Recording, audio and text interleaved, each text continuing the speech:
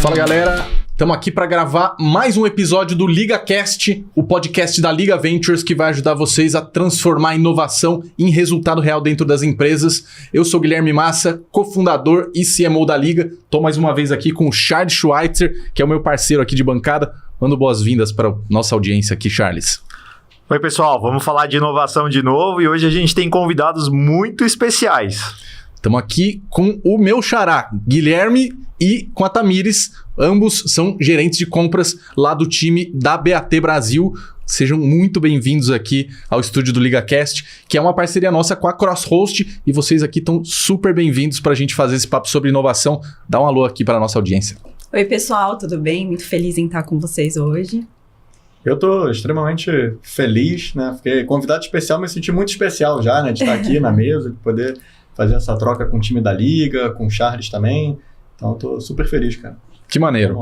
A gente vai, como tem feito já nos outros episódios, o nosso foco vai ser muito abordar inovação no mercado de vocês. E daí eu queria que, de antemão, vocês já comentassem o que é o mercado da BAT, como é que vocês estão enxergando inovação nesse segmento que está falando do tabaco e também, obviamente, está falando de logística, inevitavelmente.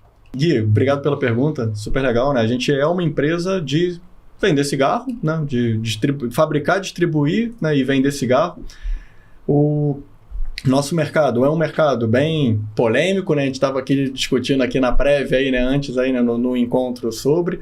A gente sabe que o nosso produto é um produto controverso, né? E tem um baita desafio, né? Quando você pensa na inovação de um produto que, para quem conhece, né? O produto é uma caixa de papel, né? Pensar bem, né? E o produto em si, que você fuma, é um pedaço de papel com folha de tabaco dentro, né? Então, cara, como inovar num produto desse, né? É super simples e fácil de compreender, né? É isso, né? Então, assim, todo mundo já visualizou, né? De trazer aqui.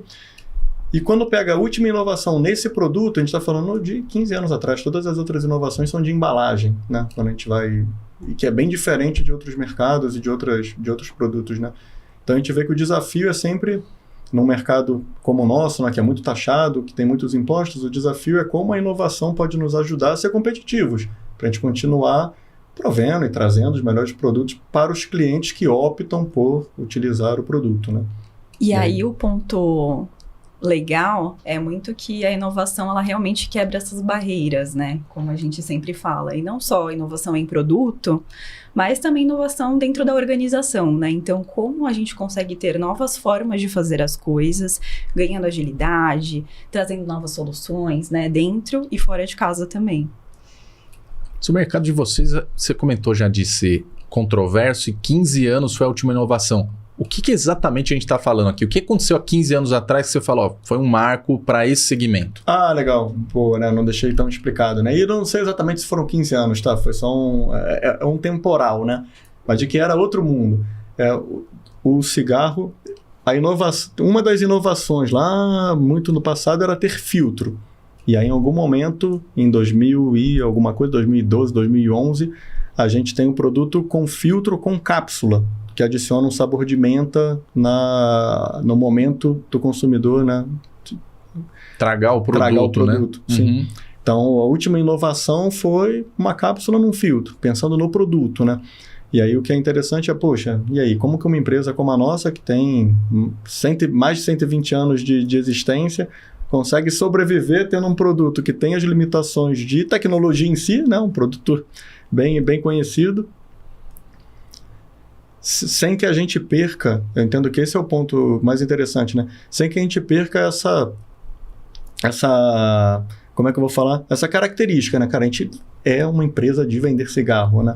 E como que eu vou inovar? Eu vou inovar nas outras frentes, né? Em todas as outras coisas que a gente tem, nas áreas, como que a gente faz uma logística mais eficiente. E eu fico muito feliz que boa parte das vezes que eu me apresento e digo que eu trabalho na BAT, eu explico o produto e a pessoa, obviamente, fala...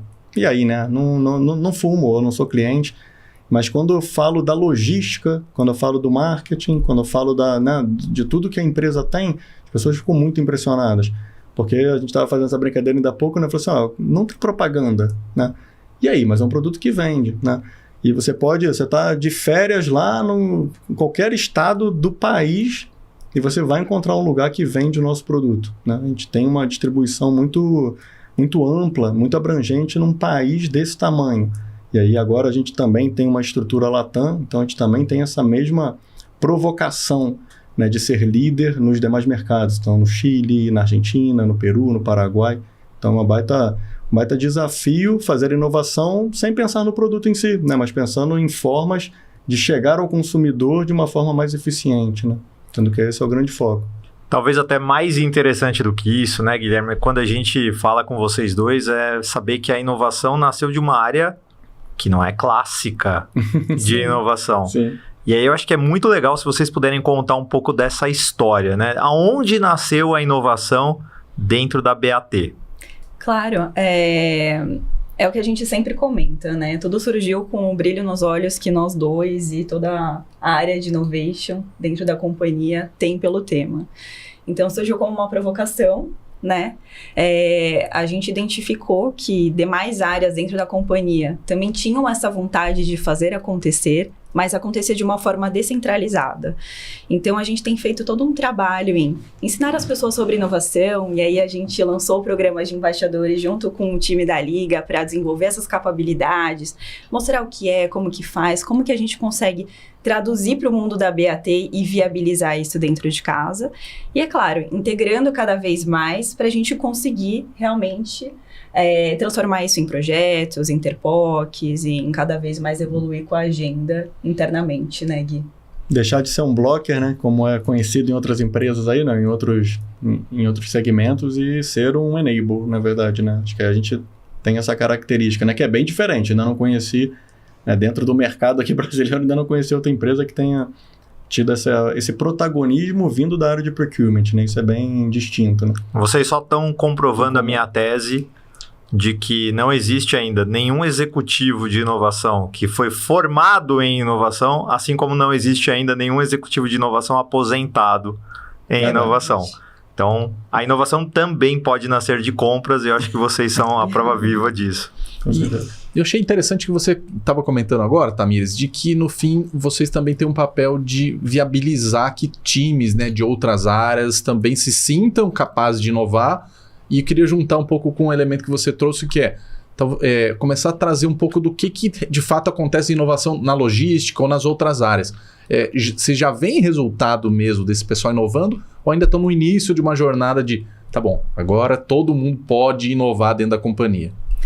Nesse primeiro momento a gente desenvolveu essas capacidades para todo mundo desenvolver esse conhecimento, para se sentir capaz e a gente conseguir viabilizar essas POCs. Mas é claro que a gente já colocou algumas coisas para acontecer, né? A gente tem algumas POCs que já rodaram, que são alguns cases de sucesso, que a gente conseguiu trazer escalabilidade dentro da companhia, que foram muito interessantes.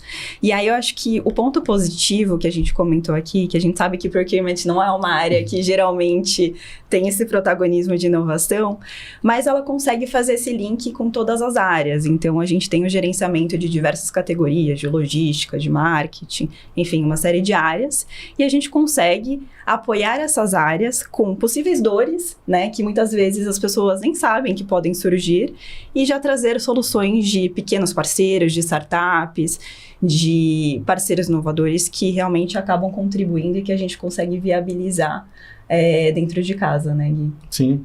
Chegou o momento de eu liga ou não? Isso não, segura um pouco. Vamos puxar o seguinte, vai. Quando a gente vai para o mercado, a gente tem o seguinte, né? Tudo tem que começar em compras. Tudo tem que ter 3 cotações. E nosso SLA é 20 dias úteis. A área de compras de vocês, eu imagino que não funcione desse jeito. Afinal de contas, vocês puxam a inovação. Pelo menos para fazer projeto de inovação, né? Se vai para as outras coisas, daí é outra conversa. Mas aí eu posso fazer uma provocação. As coisas podem caminhar lado a lado. A gente consegue garantir o compliance e trazer soluções inovadoras sobre esses parceiros que a gente encontra pelo meio do caminho. Como?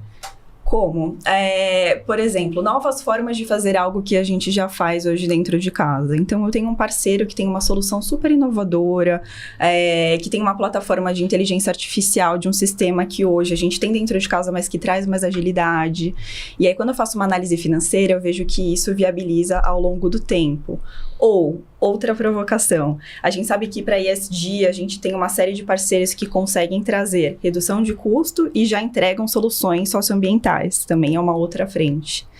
Ou fornecedores para marketing, né? Que são as categorias que hoje eu tenho bastante contato, que trazem soluções para eventos, para digital. Então, a gente consegue viabilizar essas duas frentes. Então, eu consigo garantir as 3 cotações, uma redução de custo e ter um cenário competitivo, mas, ao mesmo tempo, eu consigo entregar uma solução para o business que atenda ao briefing que o pessoal geralmente espera da gente. Nossa, cara, achei muito legal, Charles, porque a gente, de alguma maneira, vai vendo as experiências, como você citou, né, dos times de inovação, talvez trazendo, digamos, uma agenda nova, né, para a companhia, e só que, ao mesmo tempo, num dos episódios, você comentou sobre a ambidestria, né, e acho que esse é um bom caso, né, um time que consegue conduzir eficiência, lidando com business, digamos assim, mais como é hoje, e também propondo uma agenda nova, que às vezes, imagina, você falou, do marketing, né, preciso fazer um evento, mas tá bom, como que eu trago elementos de inovação Sim. que tragam junto uma agenda de ESG? Às vezes eles não vão saber nem te brifar sobre isso e o fornecedor, na hora que você faz o sourcing, é que vai trazer esse elemento, né? Ah, é mais porque eu vou usar, sei lá, energia renovável ou porque eu vou pensar na logística reversa, né, do lixo ou dos descartes. Isso acaba acontecendo mesmo? Então. É uma coisa assim... mais orgânica, ou vocês têm que empurrar um pouco para os times e falar, pô, vamos olhar de uma outra maneira? A gente provoca bastante, né, Gui? Tendo que é parte do nosso papel, né? E a gente também tem outras pessoas trabalhando com a gente nesse papel de provocar. E lembra, eu falei que a gente distribui, né, e vende cigarro, mas a gente a gente fala que é da fumaça até o varejo, né? Então a gente também está na cadeia de produção de tabaco. E ali é uma área que tem sido super parceira nossa, por exemplo, né? Então, trazendo alguns pontos.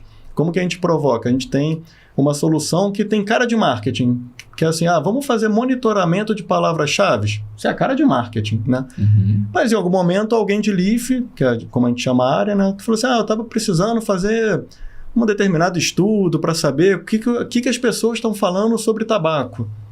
Falei, opa, peraí, cara. A gente tem uma empresa aqui para isso, né? Para te apresentar, para ver como funciona, para vocês entenderem se faz sentido. E, naturalmente, não ia ter correlação, porque essa empresa, se você entrar no site, ela é uma empresa focada em marketing. Ela não é focada em produção de tabaco, né? Uhum. Mas, no fim do dia, o que aquela área queria era uma solução que tem a cara de marketing, né? E ela nunca faria esse briefing para mim, Guilherme. Me encontra uma empresa que foca em palavras-chave, né, tal qual a gente faz para produtos em marketing. Por quê? Porque ele não está envolvido nesse... Não é o ecossistema de quem está lá, né? Então, fazer essas conexões... E esse eu entendo que seja a grande fortaleza nossa de estar em procurement, fazendo essas provocações. Porque a gente vai trazendo coisas entre categorias. Porque se pegar no papel, determinada solução tem uma cara... mas a gente adapta, porque as startups, no fim do dia, elas estão validando aquele modelo de negócio. Sim. E elas estão bem abertas a entender aonde entra as indústrias, né, e as empresas é que vão ajudá-las com isso. Então, a gente tem um outro caso super interessante também, que era... Eu sabia, porque eu tinha visitado uma área, que eles tiravam fotos e arquivavam no Drive para ter aquilo, porque o container ia chegar 40 dias depois a algum destino, ele tinha que ter o comprovante de como saiu. Cara, eles guardavam no Drive e já era, para eles, super inovador. Cara, tá guardando no Drive, ainda tá lá, tá acessível para todo mundo, com um link. Digitalização, aí, digitalizado. Isso. E aí, em algum momento, eu vi uma solução que era voltado ao comércio exterior para fazer esse database num site, para você ter, obviamente, muito mais rápido, com acesso muito mais claro para quem está vendo, né? Porque para quem tirou a foto é muito fácil encontrar, mas para quem está na outra ponta, o cara não encontra nunca a foto, né? Então, a gente pegou e falou assim, não, peraí, mas essa solução é de comércio exterior. Tudo bem, mas ela fez um gerenciamento de imagens para uma determinada área. Por quê? Porque fazia sentido para ela de testar um modelo também, né? E quem sabe aonde chegou, né, esse modelo para outras empresas, né?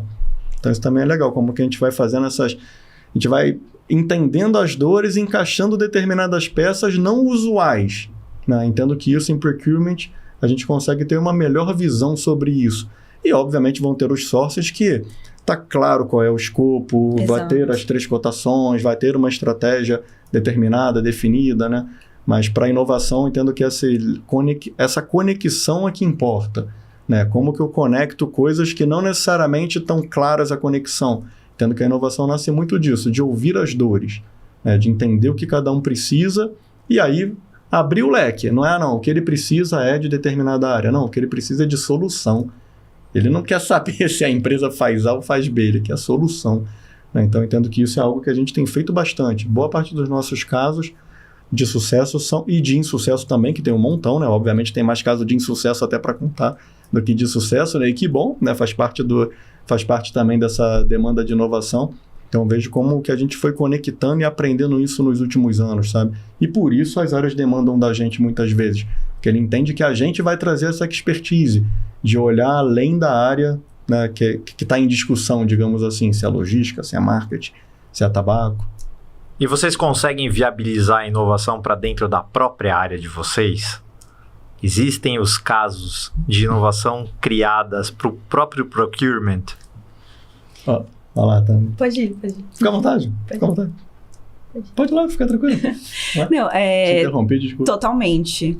Como a gente comentou, a gente tem um pilar de inovação dentro da área de procurement. Então, por isso que nós estamos liderando essa agenda, mas é claro que a gente viabiliza dentro do procurement e para as outras áreas, né? Então, a gente sempre faz screening de novos fornecedores, identifica fornecedores potenciais com diferentes capilaridades, a gente entende a complexidade de cada um e identifica qual que é o melhor projeto que a gente consegue adaptar e colocar esse fornecedor e viabilizar realmente, né? É fazendo um piloto em alguma região específica ou é fazendo um piloto com alguma área que já tem essa demanda. Então, a gente sempre acaba incluindo dentro dessa agenda que a gente tem, né? E é claro que a gente tem uma outra frente também, que é um fórum específico, em que a gente convida algumas startups, pequenos parceiros e empreendedores, para que eles façam um pitch e apresentem para as áreas que tenham interesse. Então, a gente tem essa via de duas mãos, né? Ao mesmo tempo que a gente acaba trazendo a solução para dentro de procurement com possíveis novos parceiros que a gente identifica no meio do caminho, a gente também expõe essas ideias e conecta com outras áreas da companhia para conseguir viabilizar outros projetos. Legal. E eu vou aproveitar a pergunta, né, específica aí, que a gente, dentro de casa, né, às vezes é mais difícil de trazer, né?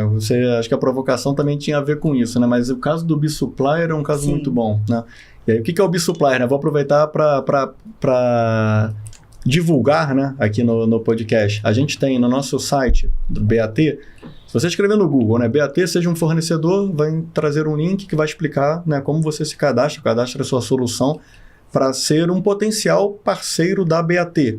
O que a gente faz? A gente pega essas inscrições, e são algumas centenas de inscrições aí por mês, e a gente faz faz de fato ali um detalhamento, uma peneira, fala assim, cara, quais dessas soluções faz sentido a gente trazer para dentro de casa para provocar? E aí eu não tenho um sourcing aberto, né? A gente entendeu que aquela solução faz sentido apresentar para ver se aquilo gera um potencial negócio. E a gente, há pouco tempo, há 2 meses atrás, a gente rodou um específico para procurement. Então assim, vamos falar de processos. Então vamos trazer aí, veio empresa de processo mesmo, né, para automatizar processos, veio empresa de compras em conjunto, vieram 4 ou 5 soluções em frentes diferentes, mas que ajudavam a gente em procurement a se provocar com isso. De será que a gente está fazendo do melhor jeito? Será que a gente é o mais eficiente? E aí, bom, você também vem de uma empresa global, né? Sabe o quão é difícil fazer isso local. Porque muitas dessas coisas esbarram em estratégias que não são determinadas localmente. Então, obviamente, a gente, gostamos dessa solução, vamos entender com o global o que tem no roadmap deles, né, para a área de procurement, e entender se isso faz sentido agora, se não faz. Então, a gente está nessa fase de entender, faz sentido ou não faz? A provocação vale ou a gente tem que esperar um pouquinho porque já tem alguém vendo e a gente vai ter que se adaptar? Também é algo que é um baita desafio nessa demanda de inovação, né? Fazer esse alinhamento pensando nas áreas localmente, né? Pensando no mercado, mas também pensando em como que o global está vendo aquilo. Porque se não implementa uma coisa que daqui a um mês...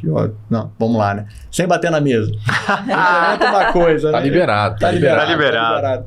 Mas implementa uma solução que daqui a 3 meses, né, tem alguém planejando uma solução global, não faz sentido nenhum, né? A gente perdeu tempo, a área perdeu tempo, gera uma frustração, né? Então a gente sempre tem que fazer esse alinhamento com o time global. E aí eu entendo que o procurement, mais uma vez, ajuda fazendo isso. Porque essa é uma agenda muito mais clara para a gente, muitas vezes, do que para as áreas, né? Mas é bom saber, de qualquer forma, que em casa de ferreiro, o espeto é de ferro. Não precisa ser... Dá pra usar, né? Dá pra usar de ferro também, né? Legal. Vamos quebrar esse provérbio aí, né? Eu achei muito maneiro que vocês estavam comentando sobre desenvolver capacidades, né? Capabilities novos ali pro time, no sentido de que entender as dores e no sentido de trazer coisas que às vezes não foram brifadas, né? Não foram super delimitadas. Isso, como tem sido a recepção dos outros times para isso? Porque a gente, inevitavelmente, né, Charles, parece uma coisa assim muito própria de times de inovação, né? Esse tipo de olhar para ambientes diferentes, para tecnologias aplicadas em contextos diferentes, e de repente a gente vê isso sendo aplicado direto para um time de procurement que é um pouco o que vocês falaram, né? Notoriamente no mercado, é meio visto como aquela galera que vai embarrear ou vai trazer uma coisa mais padrãozona. Na hora que vocês estão levando isso para o time, como que o pessoal recebe isso, assim, já estão acostumados a lidar com a coisa de entender problema, de ver solução que não, isso aqui é outro mercado? Então, na realidade, tem sido uma experiência super positiva, né? A gente teve um one-to-one com as principais áreas que a gente tem falado. A gente apresentou a ideia do pilar de inovação, como que a gente desenvolveria essa agenda. A gente escutou muito as expectativas do outro lado, então essa agenda, ela não foi construída só do nosso lado, né, mas com todas essas outras áreas, identificando essas possíveis dores, alinhando as expectativas e criando um plano realmente robusto sobre innovation. E tem sido super positiva. Então, a gente tem desenvolvido esse trabalho em conjunto com essas áreas. Hoje, a gente centraliza essas demandas, a gente identifica pontos em comum que podem criar essas conexões dentro da companhia e a gente apresenta como um todo. Então, eu acho que essa é a parte super positiva da inovação, né? Ela nunca é unilateral, ela acaba unindo, conectando pessoas e propósitos. Então, a gente tem conseguido trazer isso em conjunto com as áreas. Tem sido super receptivo. Isso ajuda bem, né? E a gente vê tem essa sede de inovação, né? Todo mundo quer fazer inovação, todo mundo quer ver algo novo, né? Entendo que isso também é um pouco inerente ao ser humano, né? E aí, vão ter resistências, né? Eventualmente vão ter resistências, mas eu entendo que hoje o time está muito mais preparado para ouvir as soluções, né? E escutar o que tem do que há algum tempo atrás, do que há alguns anos atrás, sabe, Gui? E aí, o que a gente vê, né? Que a gente fez um investimento esse ano foi...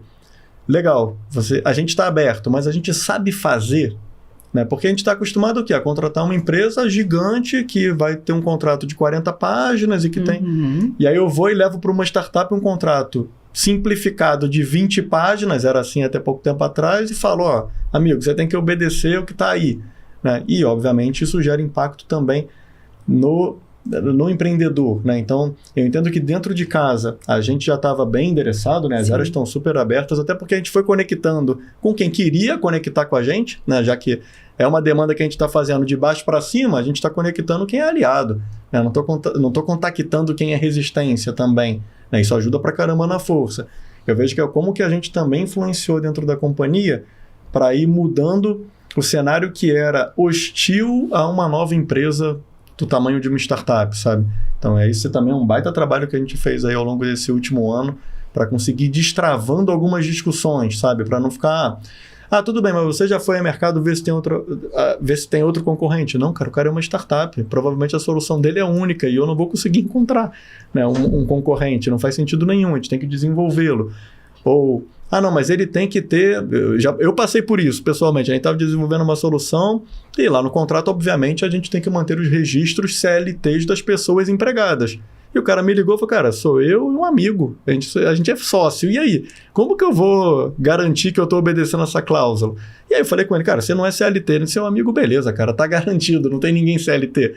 Mas veja que é algo que parece simples de resolver, mas que gera uma preocupação para quem está do outro lado. E eu não tenho como fazer inovação sem as startups, sem essas empresas estarem também vendo a gente como um agente de inovação, né? Então, entendo que tanto para dentro de casa, a gente pegou esses aliados e abraçamos a causa, né, em conjunto, com muito brilho nos olhos, como também como que a gente aprendeu a se relacionar com as startups, fazendo um investimento em treinamento, né? A gente fez um treinamento com a Liga, e aí treinamos mais de 30 pessoas de diferentes áreas para discutir o tema, para saber como é fazer um hunting de uma empresa, como é discutir com uma startup, né? Que termos eu vou levar, como que eu procuro. Não é igual como eu procuro uma empresa grande, né? Não vai adiantar eu ligar para o Carrefour e pedir uma recomendação, por exemplo, que provavelmente o cara vai falar, cara, nunca ouvi falar, né, da sua startup. Legal, me indica a startup, né? Eu não vou te recomendar. Então, como que a gente vai fazendo essa mudança de mindset, tanto em nós, de procurement, quanto também na companhia, né? Isso foi um baita golaço desse 2023. E aí, quando a gente olha para a inovação, são algumas disciplinas. Vocês, por si só, são intraempreendedores. Vocês saíram de uma disciplina de compras para estruturarem e começarem uma jornada de inovação. Mas de que forma a gente estimula dentro da BAT o intraempreendedorismo, mas não só, a parte de Open Innovation, então a inovação com startups, e como é que vocês estão na jornada também de Venture Capital? A BAT hoje ela já investe, pretende investir, como é que está isso na relação de vocês lá dentro de casa? Essa parte de Open Innovation, que nem a gente comentou, foi um movimento ousado que fizemos surgindo da área de procurement. Então, nós criamos essa agenda a partir da Procurement League e estruturamos realmente um plano robusto, né, que vem sendo desenvolvido nesse ano e para os próximos, o que a gente ainda sonha. E aí a gente fomenta muito desenvolvendo as capacidades, criando agendas específicas. Então a gente tem o B-Supplier Day, né, que a gente realiza algumas vezes por mês. E aí a gente vem trazendo essas novas soluções para ir provocando o business, para ver se a gente realmente consegue estimular as áreas a utilizarem soluções inovadoras. Então a gente sempre conecta essas soluções com áreas em comum para a gente realmente conseguir fazer esse match.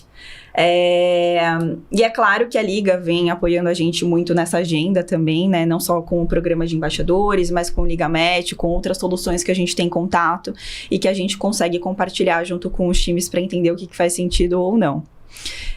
Acredito que a gente ainda não esteja no momento de fazer um investimento, né? Eu acho que a gente ainda tem uma agenda para criar maturidade, para a gente desenvolver realmente esses projetos que a gente identificou, desenvolver os pilotos, ver o que faz sentido ou não. E aí, em um segundo momento, a gente começa a pensar o que a gente consegue trazer de viabilidade nessa frente ou não, né, Gui? Sim, sim. E esse intraempreendedorismo, eu vejo que se pega muito pelo exemplo, né? Então, quando eles veem, né, a gente provocando, a gente trazendo, é interessante que hoje várias pessoas me procuram e falam, Guilherme, cara, eu tive uma ideia, né? Podemos conversar? E aí, obviamente, cara, claro, né? Sempre bom ouvir.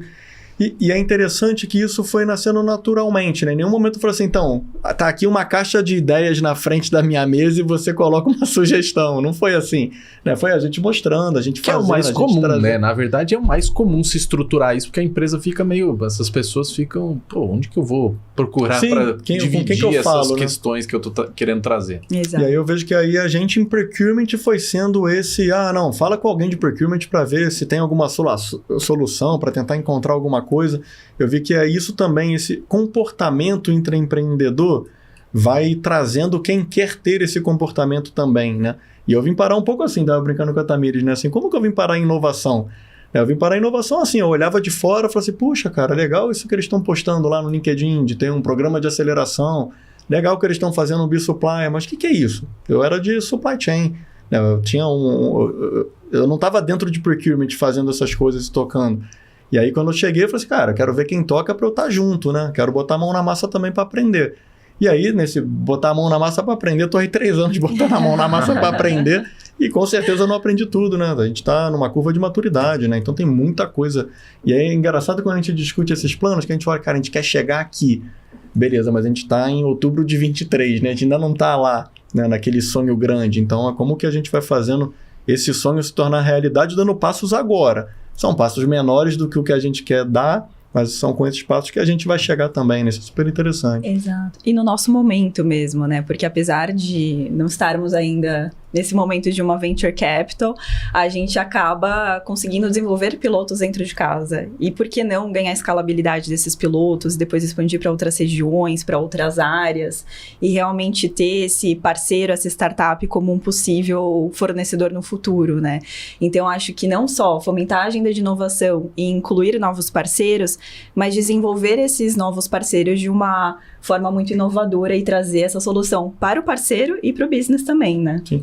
O grupo tem uma venture capital, pensando no grupo, né? O grupo tem a BitTomorrow Ventures, né? Que está focada aí, né, em encontrar soluções globalmente, mas como trouxe a Tamires, né? Ela hoje não participa essa frente que a gente está tomando, né? Não é exatamente o foco ou a frente que eles estão tomando.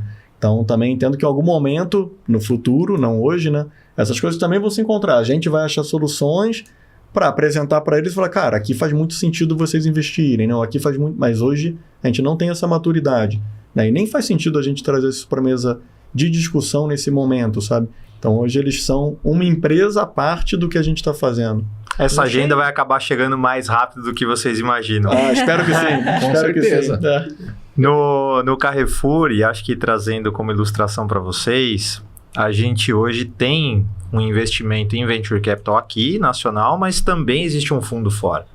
E hoje a gente começa a fazer os deal flows entre Brasil e França. Então, a gente recomenda para a França investimentos em startups testadas aqui no Brasil. Legal. E que provaram seus KPIs. Então, eu acredito que logo, logo vocês vão estar nessa agenda também e ela vai chegar muito antes do que vocês imaginam. E até juntando com isso, porque eu achei interessante vocês colocarem uma situação em que não foi, pensou o board, fez o planejamento estratégico, passou para o time, definiu que tem alguém que cuide de inovação. Foi um impulso mais orgânico e bastante pessoal, né? Que tem a ver com o que você perguntou da questão do intraempreendedorismo. Como é que vocês estão vendo essa dispersão, né, dessa cultura em outras áreas? Vocês já têm, a gente acabou formando ali alguns embaixadores, mas já tem esses Guilhermes ou Tamires ali pipocando nas áreas de falar, olha, que hora que a gente vai juntar o Venture Cap? Que hora que a gente vai trazer uma agenda mais estratégica, assim, em vez de ser uma coisa mais bottom-up? Vocês percebem já? Tem sim, Gui. Por exemplo, dentro da área de operações, né, que é a diretoria que a gente se reporta. Hoje, a diretoria de operações tem procurement, tem a operação da fábrica, tem logística e tem toda a área de leaf, né, de tabaco. E são áreas que hoje não têm essa centralização de inovação. E é curioso que isso, à medida que a gente foi fazendo, por exemplo, os embaixadores, surgiu essa demanda. Eu falei assim, poxa, mas como que lá na fábrica eles fazem? Porque pode ser diferente do como a gente está fazendo em leaf. Então, a gente está justamente nesse momento, né, discutindo com eles, a gente em procurement, né, fazendo essa discussão com eles, como que a gente faz a gente ter uma governança de inovação para nós em operações? Para assim que a gente valida com operações, que a gente consiga validar com as demais áreas da companhia. Então, isso também é algo que está em movimento, para que aconteça mesmo isso, porque à medida que esse bicho aí do intraempreendedorismo e da inovação vai pegando nas pessoas ficam inquietas, né? E elas querem saber como funciona em outro lugar, em outro país, em outra unidade, né? Então, entendo que isso é um movimento natural que tem acontecido mesmo, Gui. E hoje, por exemplo, até o ano passado, a gente tinha pouquíssimo contato com essa área com a área de LIF, né? E esse ano, eles participaram muito ativamente do programa de embaixadores. Eles estão com várias frentes de inovação, né, que eles já estavam desenvolvendo e que aí a gente tem também buscado colaborar, né, trazendo soluções, trazendo discussões. Então, como que a gente foi ajustando as engrenagens, né? Tinha uma roda rodando lá, uma roda rodando aqui, as duas rodas rodando levam bem mais longe, né? Então, como que a gente... Essa é a nossa ideia, né? Como vai conectando esses pedaços de Guilhermes e Tamires para, de fato, fazer esse negócio gerar uma atração muito maior do que a que tem hoje quando olha rodas separadas, né? Olha, a gente está chegando no 3º episódio do LigaCast, né? E uma coisa que ficou bastante emblemática até aqui é que a gente sempre ouviu cases que deram muito orgulho às pessoas que ajudaram a estruturar esses cases. Então, eu mesmo contei isso no primeiro episódio, depois a gente teve o 2º episódio com o time da Mondelez e agora é a vez de vocês. Então, quais são os cases que vocês têm absolutamente orgulho de terem ajudado a estruturar dentro da BAT ligado à inovação? Um de cada vez, podem ser 2 cases hoje aqui. É, momento deu liga. E o que vocês falam? Cara, isso aqui realmente foi transformador ou deu orgulho, como o Charles falou, de movimentar, né? Um pouco até do que você falou de vai ter cases também, às vezes, de insucessos, mas bons aprendizados, né? Sim. Eu tenho um... Bom, vou trazer por maturidades aí, Charles. Então, a gente tem um case mais maduro, que é o case de uma empresa que está bem aberto, né? Que é o caso da Uelo, né? Que a gente teve até uma rodada de investimento em algum momento, né? Fizemos parte, desenvolvemos uma solução junto com eles para o nosso negócio. Hoje é um baita caso de sucesso e que dá frutos até hoje, né? Foi algo que começou em 2019. Exato. Esse ano a gente fez a internacionalização para 2 operações nossas do grupo BAT, né? Junto com eles. Então, esse é um caso de sucesso que dá maior orgulho. Eu peguei já de 20 para cá, né? Já peguei ele um pouco mais andado, mas ainda me dá um baita orgulho de contar. Que falei assim, cara, e olha como demora. É em 2019. Se alguém lá em 2019 tivesse falado assim, não, mas já deu resultado? Não, então para. A gente não ia chegar com ele em 2023. Exato. Né? Alguém teve que dar também esse salto de fé de falar, não, a gente confia no modelo, o modelo é esse e num determinado momento isso tem que dar certo. E vamos botar esforço para dar certo. Então esse Nesse é um caso mais maduro, né? Em particular, eu acho interessante vocês comentarem, se você puder, com mais detalhes, porque a BAT já é conhecida, é muito reconhecida, na verdade, como mercado, como uma referência logística. Daí você traz uma startup que supostamente vai te ensinar, né? Vai ensinar o padre a rezar, como se fala. Onde é que exatamente tinha a oportunidade? Onde que a empresa teve que se moldar para trabalhar junto com a startup? Que acho que isso pega muito o que a Tamiris falou. Uhum. Sim, boa. Então, o que eu vi, né? Que a gente...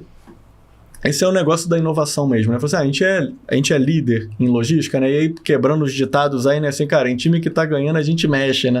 Não é time que tá ganhando, não se mexe. Eu entendo que essa foi a percepção de quem tava na liderança naquele momento também. De falar assim, gente, ó, a gente foi muito bom no que a gente fazia até aqui, mas não significa que a gente vai ser bom nos próximos anos fazendo igual. Então, o que eu fiz me trouxe até aqui, com sucesso, com muitos casos, mas não me leva onde eu quero chegar. Então, o caso da Uelo ajudou muito nessa transformação digital de supply chain, né? Porque a gente fazia muito bem do nosso jeito, né?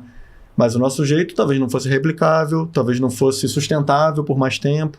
Então, o caso da Uelo ajudou a gente a mexer essa engrenagem, né? A trazer um time que foi provocar, né? E, cara, quantos gestores e equipes tiveram envolvidas nesse projeto?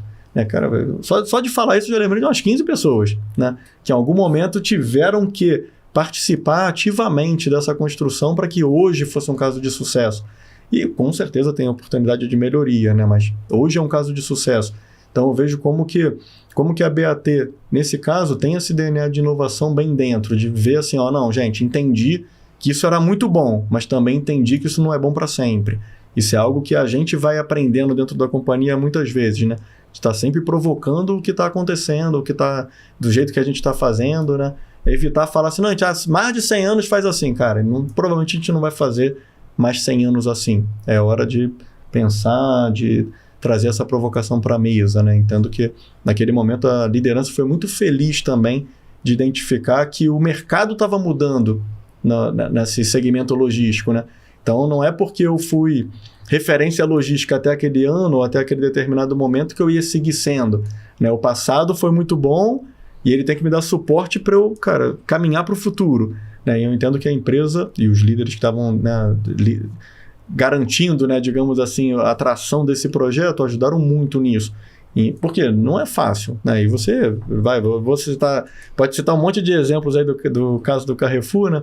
Mas não é fácil fazer essas mudanças, porque tem a resistência de quem estava lá, muda o modus operandi, né? Muda os way of working da operação, muda a nossa relação, que imagina, a gente nunca teve um fornecedor desse jeito, né? A gente sempre teve fornecedores que, ó, cara, tá aqui o serviço, você me entrega. E agora não, tá aqui o serviço, a gente vai planejar junto, a gente vai construir junto como entrega, né? Até chegar na solução que a gente entende que é a melhor em mercado. Então isso também foi uma baita oportunidade de aprendizado para todo mundo que participou, né? E é um baita case de sucesso mesmo. Dá bastante orgulho para mim de contar. E nem estava lá, não fui o pai, né? Nesse caso aí, né? Já peguei aí, né? Já peguei um pedaço da história caminhada, mas me dá muito orgulho de contar que a gente fez isso, né? Porque não é o Guilherme que fez, né? Foi, cara, muita gente que teve contato e liderança e sofrimento, né? Com esse case, sabe? Então é um case que acho que fala bem e cala bem com bastante gente, né, dentro da companhia. Isso é bem legal, um baita orgulho. Totalmente. E eu acho que esse é o ponto importante, né? A gente ter uma liderança extremamente inspiradora e que esteja aberta a trazer essas soluções inovadoras, em fazer um piloto, em testar as hipóteses, em colher esses aprendizados e realmente ir ganhando essa escalabilidade, como nesse caso, né? Sim. E a gente tem um outro caso de sucesso que a gente tá caminhando aí para começar a comunicar mais, né? Que foi também uma empresa que a gente trouxe de inovação para fazer um estudo de caldeiras, né? Que tem tudo a ver com ESG, né? De redução ali, né? E aí, quando vê os resultados, né? De quantas toneladas a gente reduz, né? De emissão de gás carbônico, né? De redução de CO2 aí na atmosfera, puxa, um baita case de sucesso. E quando você olha o início, você fala assim, não, talvez não dê certo, aí começa aquele monte de dúvida.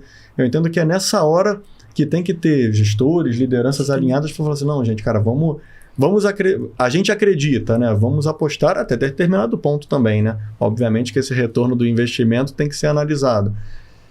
Mas eu entendo que se não tiver, né? Se for muito preto no branco, falar assim, não, esse ano fiscal tem que dar resultado. Não, cara, numa startup nem sempre isso vai ser verdade, né? Eu tenho que acreditar que aquilo vai me levar para a estratégia que eu quero alcançar, né? Para aquele ponto lá no futuro que eu estou enxergando. Então é como que a gente seleciona bons parceiros que ajudem a gente a chegar onde a gente planeja chegar também. Em termos de ESG, em termos de resultados, né? A gente vive de resultados, né? A empresa vive de vender mais, de lucrar mais, nunca de fazer o caminho contrário. Então, como que esses parceiros me levam para esse momento futuro também? É uma coisa que a gente sempre comenta, uma frase, né? A gente sempre fala beyond savings. Então, em todas as negociações que a gente desenvolve, a gente sabe que a gente vai trazer redução de custo. Mas o que mais a gente vai trazer para o business e para o impacto positivo no ecossistema? Então, acho que é muito esse o ponto, né, também. Muito bom, é verdade. Vou pegar esse gancho, então, que você passou, porque a gente não tem como não falar nesse ano aqui sobre inovação e não falar de inteligência artificial minimamente. Sim. Quando vai falar de Beyond Savings, como é que o time de procurement coloca essa agenda para a companhia, dado que geralmente é uma agenda que fala de inteligência artificial, vai falar, são os nerds da TI, ou é alguém lá que gosta mais de fuçar, ou um time de inovação, um Charles ali inquieto da vida. Como é que vocês têm visto essa agenda para o mercado de vocês? Boa, vamos lá. A gente já falou com algumas empresas, né, que têm soluções de inteligência artificial, e aí eu vejo que é super interessante porque também é algo que está todo mundo falando, né, como você trouxe, né, é impossível não falar sobre, e aí fala assim, puxa, mas ela vai me ajudar pensando no produto em si, né, ela vai me ajudar? Talvez não, né, talvez não seja esse o foco. Mas como que ela me ajuda? Será que se eu tiver uma inteligência artificial que me gere uma resposta melhor ao funcionário, pensando em RH, será que isso não me ajuda a vender mais cigarro? Será que se ela tiver uma inteligência que consiga detectar melhor as menções a nomes, por exemplo, como foi trazido mais um pouco antes, será que isso não me ajuda no resultado final? Então a gente conheceu algumas boas soluções relacionadas a isso.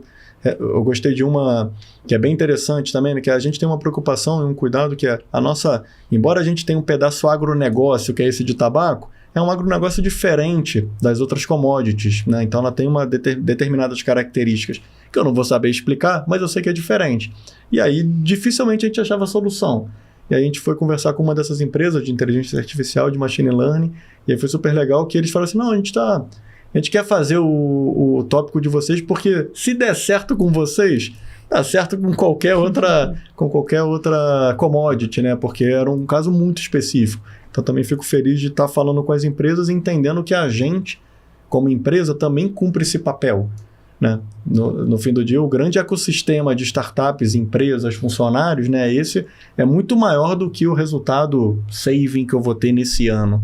Então eu vejo também como que a gente ajuda a cumprir o papel nessas discussões, né? Nesse caso, independente, assim, nem foi adiante, tá? Acabou que a solução fez uma POC, não deu certo, mas foi interessante da gente ouvir isso. Falei assim, cara, fiquei muito satisfeito, né? Falei assim, cara, que bom, a gente está cumprindo o nosso papel como indústria também, né? De estar buscando desenvolvimento e dando oportunidade para quem está aí investindo nesse desenvolvimento, né? Ou seja, posiciona a marca de vocês como amigável para o ecossistema de startups, ou seja, querem desenvolver, querem testar juntos e desenvolve os capabilities que você comentou, de que o time está se dispondo a testar coisas, não só, pega aqui o escopo, quadradinho, que é o que se pensaria do procurement, e ao mesmo tempo também fecha um ciclo de... A gente aprendeu que algumas coisas não vão funcionar, mas peraí, a partir disso, como abre um novo ciclo de procura de outros parceiros.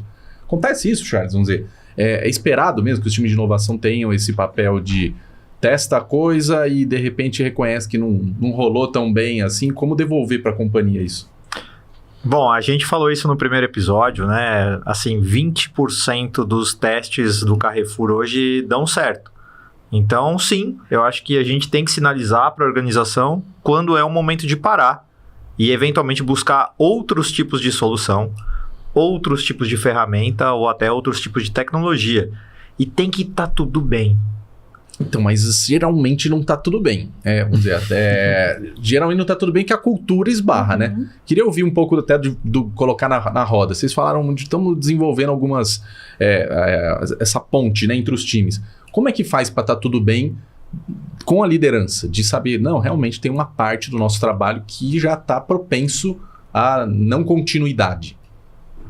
Legal.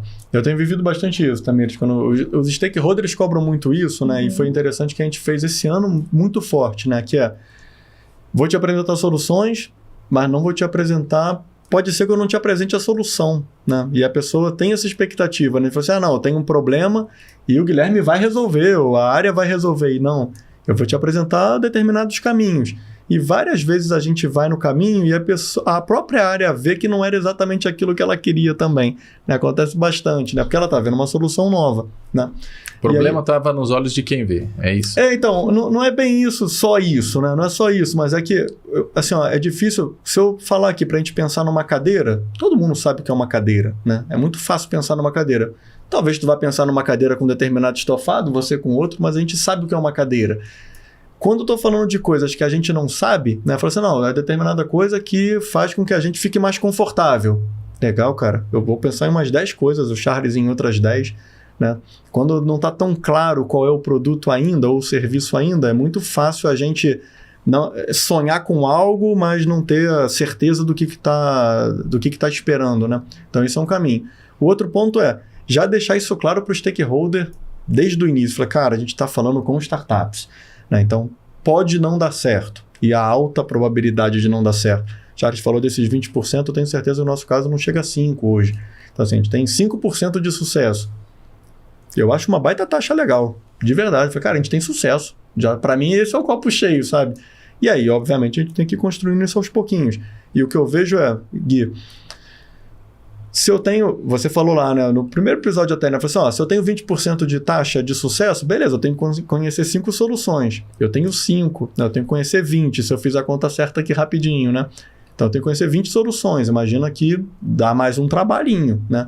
Então, eu também quero... A luta hoje do time é como que a gente conhece mais soluções, que vai permitir a gente alcançar rápido isso, ao mesmo tempo, como que eu consigo melhorar esse caminho de discussão com o stakeholder, né, para que eu tenha uma taxa melhor de sucesso. Né? Porque aí se eu tiver uma taxa de sucesso de 20, conhecendo 1000 empresas, puxa, cara, olha quanta solução eu estou colocando para dentro. Né? Olha quanta pressão que a gente está gerando também positiva no negócio, sabe? Então, eu entendo que essa é uma luta difícil, Gui. Não é simples, não é trivial, né? Você conhece bem aí, né? Tá lidando com esse tema há bastante tempo, mas eu vejo como que a gente tem que evoluir nisso, né? E apresentar mais e mais e mais e mais soluções. Tem coisa, agora lembrei de outra aqui, que tem coisa que a gente rodou no ano passado um programa com a Liga, a gente trouxe lá, fez o hunting, deu tudo certo, a aceleração, vamos acontecer, na hora que foi fazer a POC não deu certo.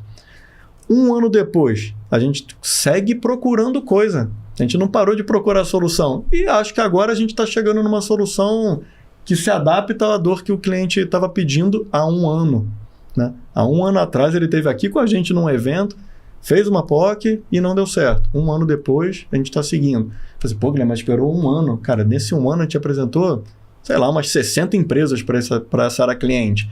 Até que agora a gente tem mais maturidade do que a gente está procurando, né?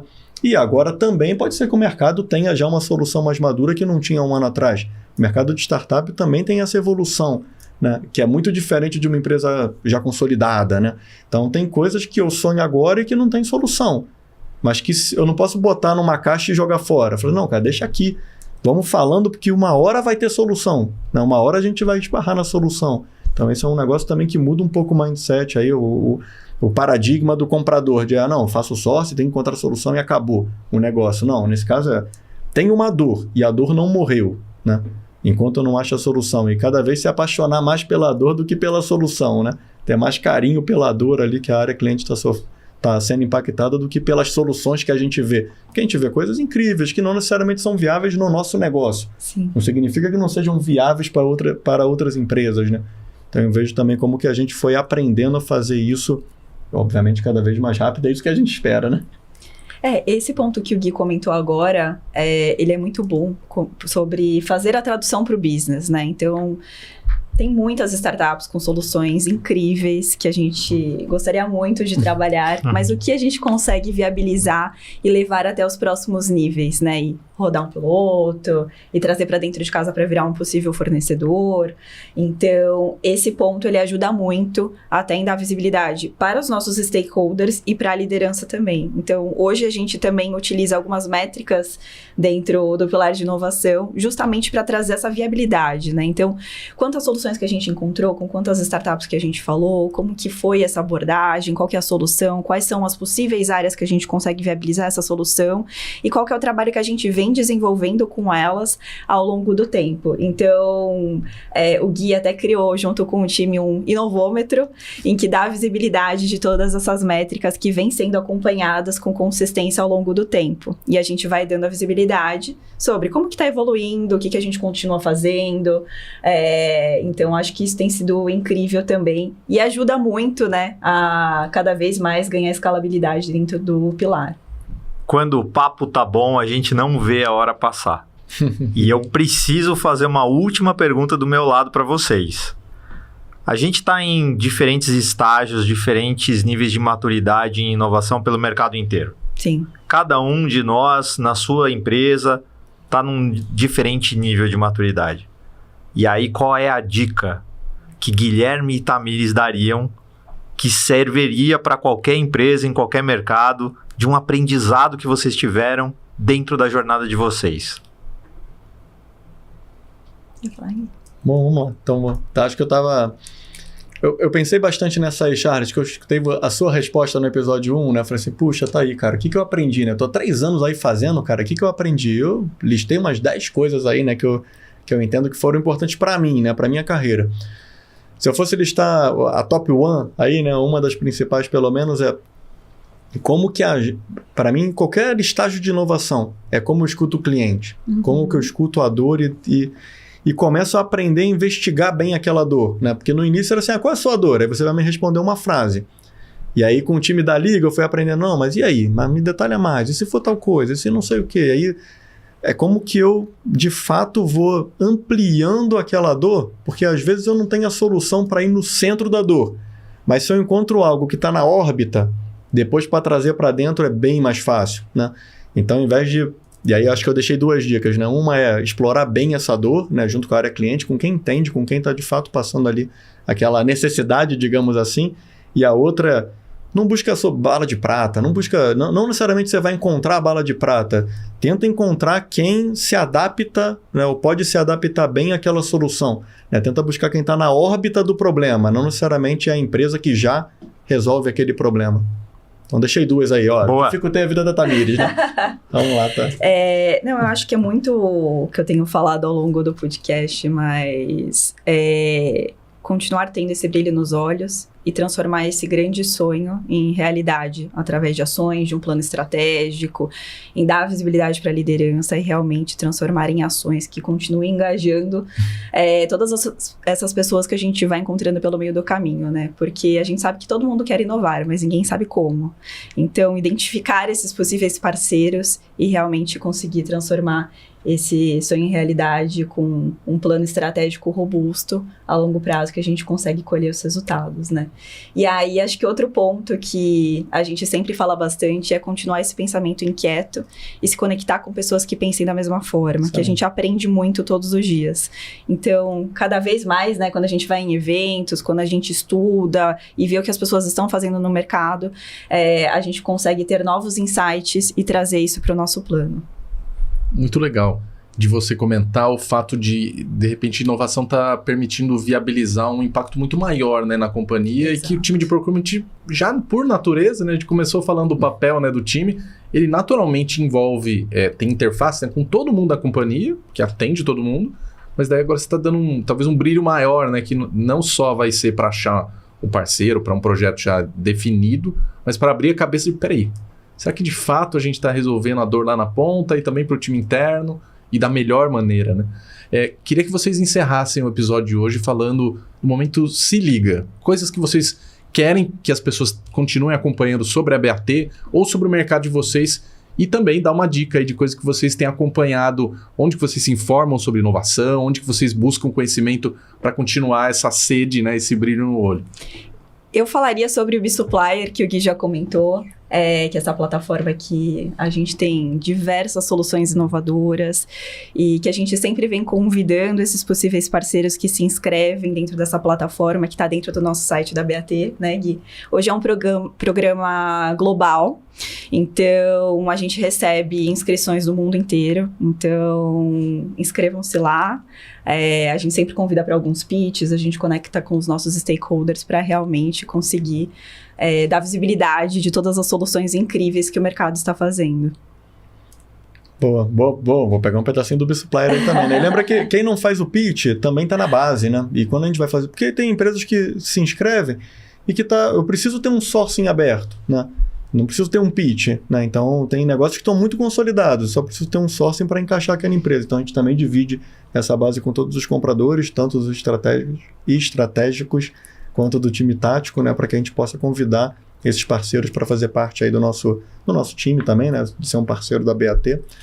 Eu gosto bastante da Liga, né? Da Liga Ventures, é um baita parceiro, né? Então, eu acompanho bastante os reportes, né? Todas as publicações aí do Gui, do time, né? Acompanho bastante. Para mim, a dica, eu gosto bastante, assim, eu acompanho no LinkedIn as pessoas que também estão inquietas nas outras empresas. Sim. Então, eu estava comentando aqui um pouco antes do Charles com alguém da empresa dele, né? Que eu acompanho, que eu estou sempre vendo post. Por quê? Porque a dor muda o CNPJ e o endereço, né? Mas tem dores que são bem comuns. E aí, quando eu estou acompanhando essas pessoas e elas estão mostrando determinados movimentos, aquilo também me dá insights para eu, legal, cara, na empresa tal, tá acontecendo tal coisa, deixa eu ligar para lá e perguntar como é que ele tá fazendo, deixa eu tentar adaptar isso para minha realidade. Então, essa conexão no LinkedIn, né, principalmente, que eu tenho feito com outras pessoas que estão inquietas como nós, tem me ajudado bastante a fazer boas conexões.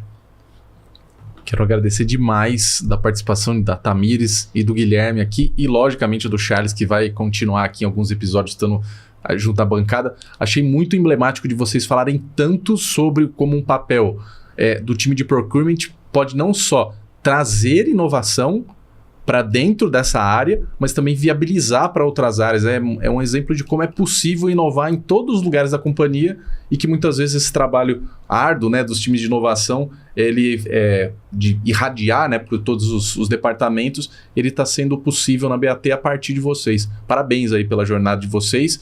Quero convidar todo mundo a seguir os próximos episódios do LigaCast. A gente vai trazer muita gente inovadora aqui para discutir vários outros segmentos e nas próximas semanas a gente vai continuar lançando os episódios aí às segundas-feiras. Acompanhem também todos os outros materiais do Liga Insights, que eles vão ajudar vocês a formar essa cultura de inovação que foi falada aqui pelos nossos colegas.